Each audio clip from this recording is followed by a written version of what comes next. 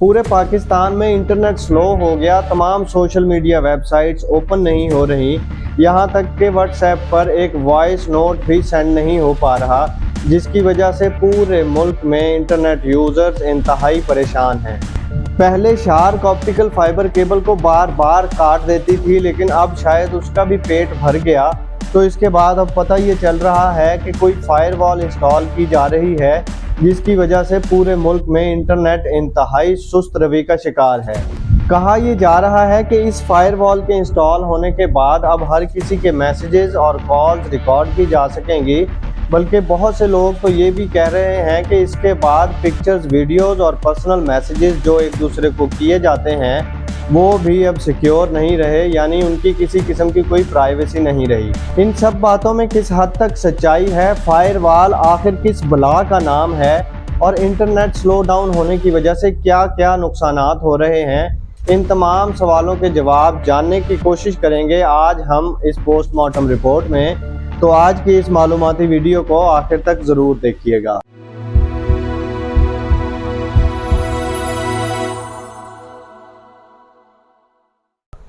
अस्सलाम वालेकुम, मैं उमैर शहजाद और आप देख रहे हैं पोस्ट का पोस्टमार्टम। दोस्तों, सबसे पहले बात करते हैं कि फायरवॉल क्या है, क्योंकि इससे आपको भी अंदाज़ा हो जाएगा कि इस फायरवॉल से क्या क्या हो सकता है और इस फायरवॉल के इंस्टॉल होने के बाद हमें क्या नुकसान या फ़ायदा हो सकता है। वैसे तो फायरवॉल हर कंप्यूटर की विंडोज़ में इंस्टॉल होती है और इसका मकसद कंप्यूटर्स को किसी भी किस्म के वायरस, स्पाईवेयर्स और मैलवेयर से बचाना है। ख़ास तौर पर हैकर्स के अटैक और डाटा को चोरी होने से बचाने के लिए इन फायरवॉल्स को इस्तेमाल किया जाता है। दोस्तों, फायरवॉल कोई नई चीज़ नहीं, क्योंकि जितने भी ISP यानी इंटरनेट सर्विस प्रोवाइडर्स हैं वो किसी न किसी किस्म की फायरवॉल ज़रूर यूज़ कर रहे होते हैं। इसके अलावा हम मार्केट से जितने भी AP या राउटर्स परचेज़ करते हैं उनमें भी बिल्ट इन फायरवॉल मौजूद होती है। इसी तरह नेशनल लेवल पर जिस फायरवॉल को इंस्टॉल करने की बात की जा रही है वो पूरे मुल्क की इंटरनेट ट्रैफिक को फिल्टर करने का काम करेगी।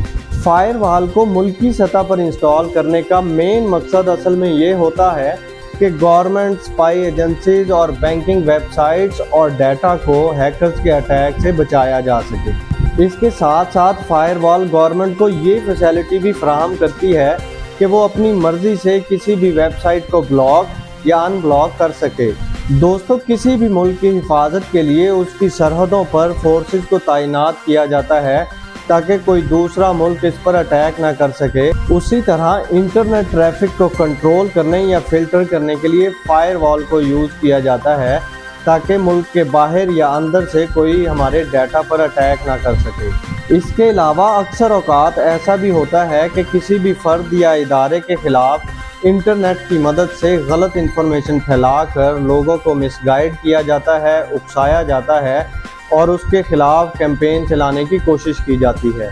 ऐसे काम दूसरे ममालिक में बैठकर किए जाते हैं या अक्सर औकात मुल्क के अंदर से ही ये सब करने की कोशिश की जाती है। फायरवॉल के ज़रिए ऐसे डाटा को फिल्टर किया जाएगा, यानी फेक न्यूज़ और इदारों को बदनाम करने वाली मिस इन्फॉर्मेशन और प्रोपेगेंडा को रोकने में काफ़ी हद तक मदद मिलेगी।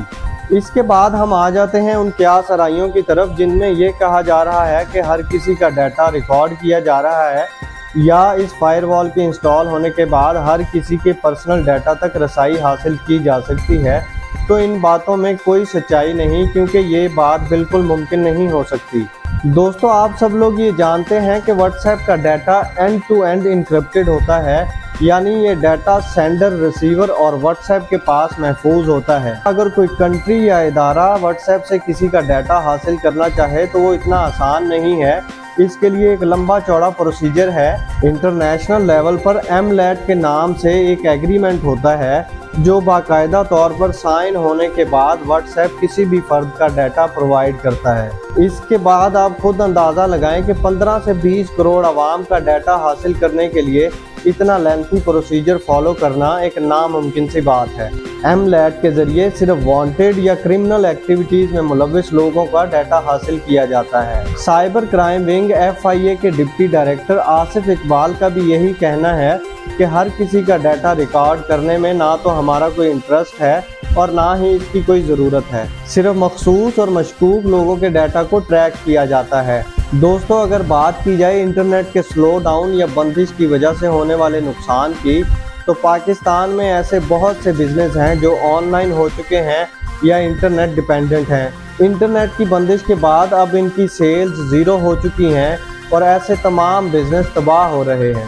पाकिस्तान में ऐसे बहुत से स्टूडेंट्स हैं जो ऑनलाइन कॉलेजेस, यूनिवर्सिटीज़ या ऑनलाइन प्लेटफॉर्म से तालीम हासिल कर रहे हैं या किसी भी किस्म की लर्निंग कर रहे हैं। अब उनके लिए ऑनलाइन क्लासेस या लेक्चर्स अटेंड करना नामुमकिन हो चुका है। दोस्तों, इस वक्त पाकिस्तान में सिर्फ एक ही ऐसी इंडस्ट्री थी जो ग्रो कर रही थी, ई कॉमर्स इंडस्ट्री, जो 2023 में 7.7 बिलियन डॉलर की इंडस्ट्री बन चुकी थी। अब इंटरनेट की बंदिश की वजह से हर गुजरते दिन के साथ ये इंडस्ट्री बुरी तरह मुतासिर हो रही है। एक अंदाजे के मुताबिक अब तक 40 अरब रुपए का नुकसान हो चुका है। नौबत यहाँ तक पहुँच चुकी है कि फाइवर जैसे बड़े बड़े प्लेटफॉर्म्स पर वार्निंग अलर्ट जारी हो चुके हैं कि पाकिस्तान में इंटरनेट का प्रॉब्लम है, इसलिए इनको काम ना दिया जाए। यानी दुनिया में चौथे नंबर पर आने वाली इस इंडस्ट्री के 40 लाख से ज़ायद फ्रीलांसर्स जो अपनी मदद आपके तहत ऑनलाइन काम करके लाखों रुपए कमा रहे थे, उनकी आमदन अब ज़ीरो हो चुकी है और वो अनकरीब बेरोज़गार होने जा रहे हैं। दोस्तों, हो सकता है कि जिस वक्त आप ये वीडियो देख रहे हों उस वक्त तक इंटरनेट के ये इश्यूज़ रिज़ॉल्व हो चुके हों, लेकिन इस सब के ज़िम्मेदारान को इससे होने वाले नुकसान के बारे में सोचना चाहिए। आप सबकी इंटरनेट के इन हालात के बारे में क्या राय है, कमेंट बॉक्स में ज़रूर बताइएगा, क्योंकि आपकी राय हमारे लिए बहुत अहमियत रखती है। अपना और अपने इर्द गिर्द के लोगों का बहुत सारा ख्याल रखिएगा। अल्लाह हाफिज़।